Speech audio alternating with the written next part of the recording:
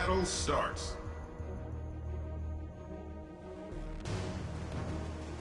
Torpedo bomber squadron, take off.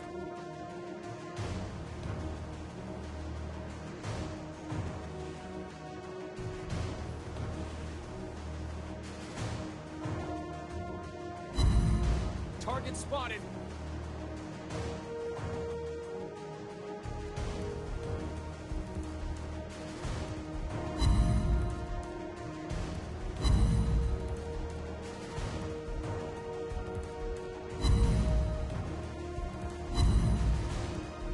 Attack target!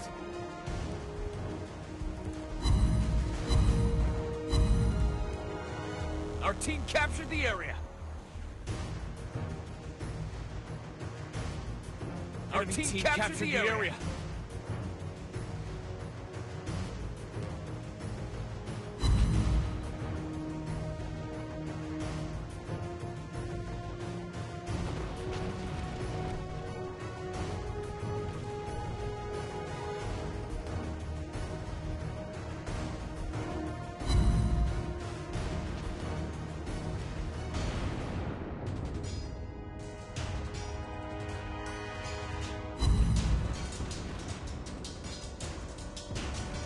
Attack target!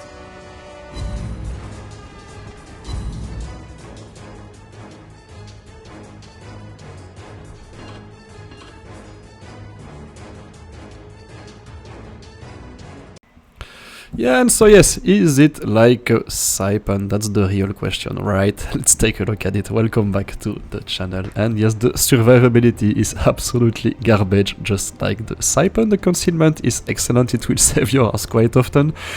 Also, just like the Saipan, the maneuverability is okay, just like the Saipan. You do not get any guns, just like the Saipan. You do not get any dive bombers, just like the Saipan. 18 torpedo bombers, so you do get bombers in the end. That's good. They 3 planes per squadron only, but they do shoot 2 torpedoes per plane, so that's a wave of 12 torpedoes. That's not bad, but you have to be able to put them on target, because yes, it's a lot easier. They tend to shoot quite wide, but that means that you have to get a lot closer to your targets than you would like to get them all on target, to get them all to hit. And that's a bit of a problem, because although they do have a pretty high amount of HP, that's also the only things that you have between you and the enemy AA. So in total, when you look at it, only 65,000 HP pool for your offensive planes. Compare that with the Hornet, 132,000, and you can see where this is going. This is going to be very, very tricky to manage. The DPM at 13,000 is actually pretty average, so it's not that bad, and the floodings per minute, it's actually quite decent as well, but nothing outstanding there. And essentially, when you come to think about the Saipan, you think about the fighters, and they're actually quite the same. They do deal a little bit more damage than the Saipan, something like 5% more, so nothing outstanding. And yes, you do get a really nice squadron damage, like 1000, which is quite nice, but when you compare it with the tier 7s, because now you're facing tier 8, you're facing Enterprise 860, Hornet 720, the Van Percival 900, it's not exactly like the Saipan. When you take a look at the tier 7s, there you also have almost 1100 damage, but you're faced with the Power Ryu, only dealing 500, the Arc Royal 500 as well, the Power Ranger as well, so essentially you have absolutely no competition in the Saipan at tier 7. In the Sanzang, things are changing a bit drastically for you, so you're still above everybody else, but it's not that clear-cut anymore. And your AA is actually quite nice, but you only have small caliber AA, so you are not going to be super effective, I'm afraid. So yeah, is it like a Saipan? In the end, let's take a look at that thing in action. And speaking about action, here we are facing the Brillante Virtuoso Madeliso, former fleet mate of mine. It's going to be an interesting confrontation. It's an all-player game, 2 DDs, 2 cruisers, 2 battleships and 1 CV on the enemy team. So it's going to be a very balanced scenario for the Sanzang. And immediately you notice one of the main problems with the ship.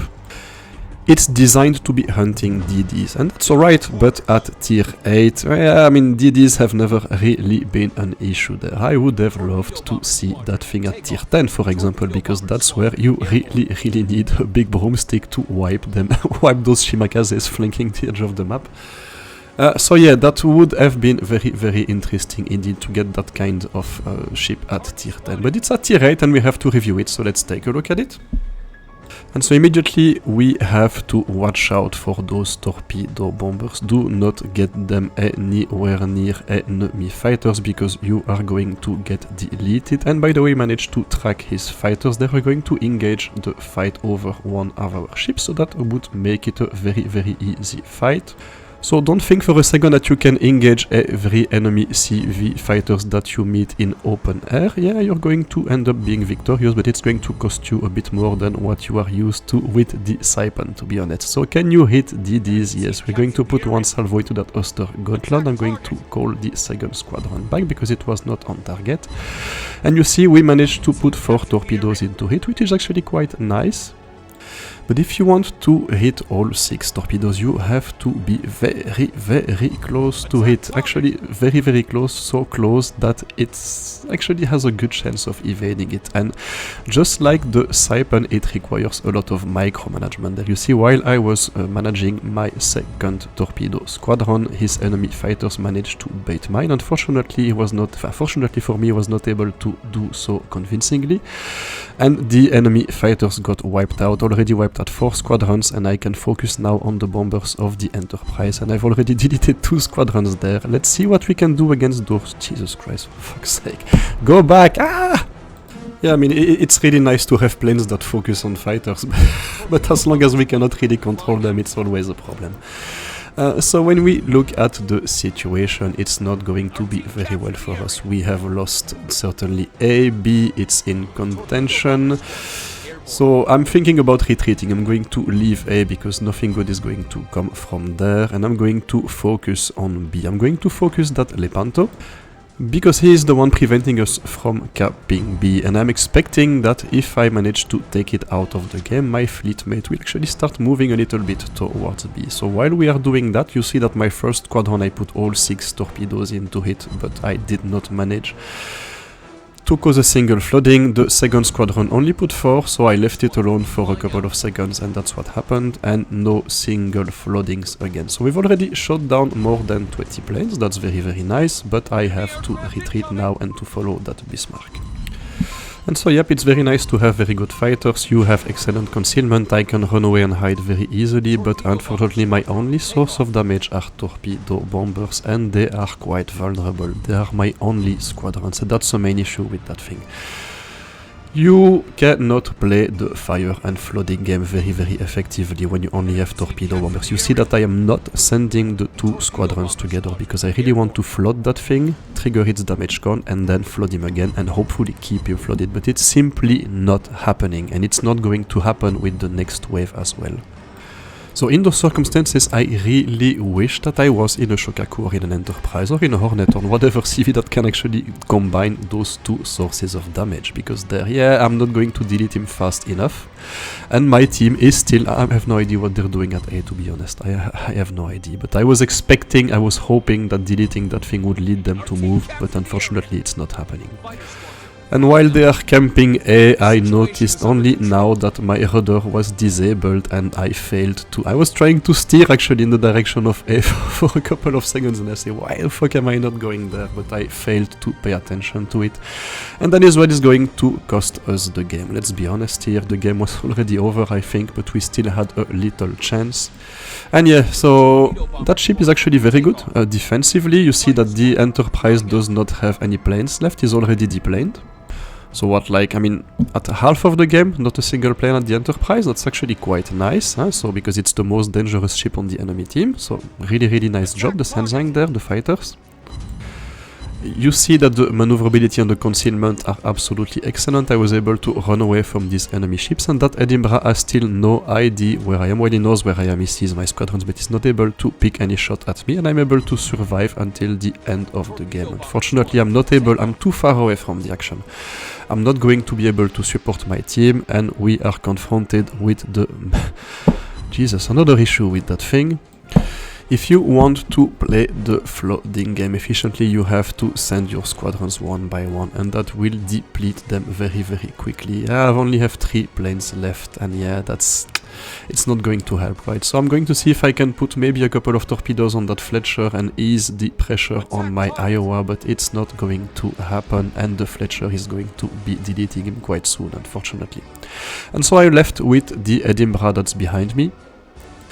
And it's time to debrief that ship. So what do I think about the Sanzang? So it's actually quite close to the Saipan. Indeed, there are many similarities with the two ships, but a couple of very important differences. And the first one is actually that this thing is not at tier 7 anymore, it's at tier 8. Do not expect to dominate engagements at that tier as you would be doing with the Saipan. The Saipan is absolutely ridiculous at tier 7 because it has those stupid fighters, and you don't even have to think about where you're going to engage enemy planes. You just press the button, send your fighters towards the general direction of enemy planes, and they disappear from the sky. It's completely ridiculous. And it's simply not going to be the case with the Sanzang, where you have to be a little bit more cautious. The same with your torpedo bombers. You have to get really, really close to your targets for all the torpedoes to be dealing damage and hitting the target. That's not the case with the Saipan. You can shoot from much further because the cone is completely different, and so you can preserve your torpedo bombers a lot more. So yes, in conclusion, it's a lot more defensive than offensive. It requires a division to do well, because you do not have the ability to really reverse very complicated situations like I was exposed in this game. That's why I chose to show you that gameplay. And I've also shown that you are still left with 4 squadrons to manage, very actively manage, because losing one will have dramatic consequences on your ability to continue the fight. So yep, certainly a higher skill ceiling than the Saipan, even though it's easier to be hitting destroyers. The rest, it's not really much more. It hasn't become simple by moving to tier 8, to be honest. And a final look at the results for all my talk about being a defensive ship. Even though I deplaned the Enterprise halfway through the game, he still was able to deal 56,000 damage to my team. 56,000, only half of the game. So yeah, that's the difference between the two ships, I'm afraid. So there you go, that was my take on the Sanzang. Do not make it your first CV, please, please, please. I hope you've enjoyed it. Stay safe, take care, that was DFA signing out, bye bye.